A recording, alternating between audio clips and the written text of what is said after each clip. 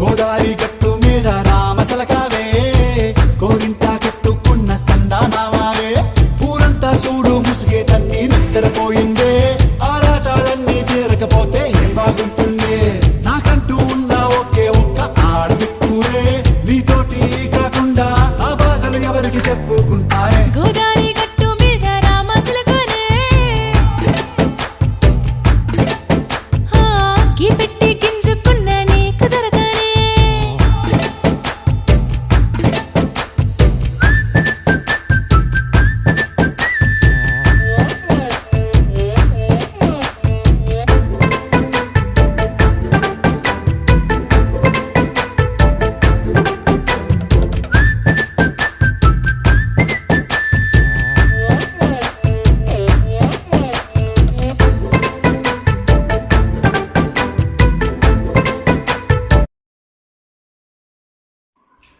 Hello, చూసారు కదా మా ఆద్య అసలు ఎలా ఆడుతుందో. అస్సలు ఆద్యకి యాక్చువల్గా అక్కడ ఇది ఎక్కడంటే ప్లే పాండ్ చంద్రమౌళి నగర్లో. యాక్చువల్గా అలా ఆడాలి అంటే కంపల్సరీ సాక్స్ ఉండాలి. బట్ మా ఆద్యకి అలో చేయలేదు. అయినా కూడా ఆడాలని చెప్పి సాక్స్ కూడా నేను తీసుకోలేదు, ఎక్కిద్దో అదే ఆడిద్దో లేదో అని చెప్పి. అయినా కూడా భయం లేకుండా వాళ్ళ అన్నయ్యని చూసి బాగానే ఆడింది. అక్కడ 1 అవర్కి మనీ కూడా ఛార్జ్ చేస్తారు. 1 అవర్కి అయితే 200, వీకెండ్స్ అయితే 250. పేరెంట్స్ని కూడా అలో చేస్తారు కానీ బట్ పేరెంట్స్ కూడా సాక్స్ వేసుకోవాలి.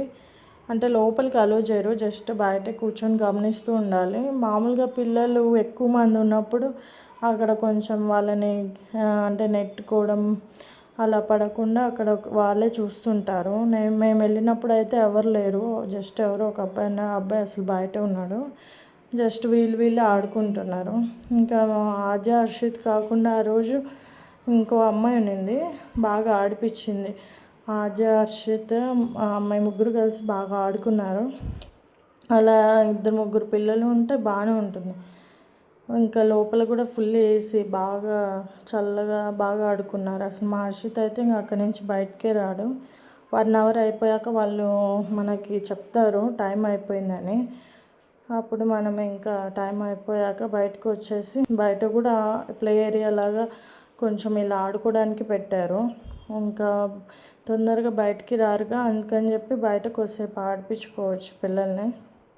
ఇంకా ఆ రోజు మేము వెళ్ళినప్పుడు ఎవరో బర్త్డే సెలబ్రేషన్ కూడా చేశారు అక్కడే. సో బెలూన్స్ అవన్నీ ఉన్నాయి కాబట్టి కొద్దిసేపు అక్కడే ఆడుకున్నారు. Okay, bye, thank you, subscribe my channel.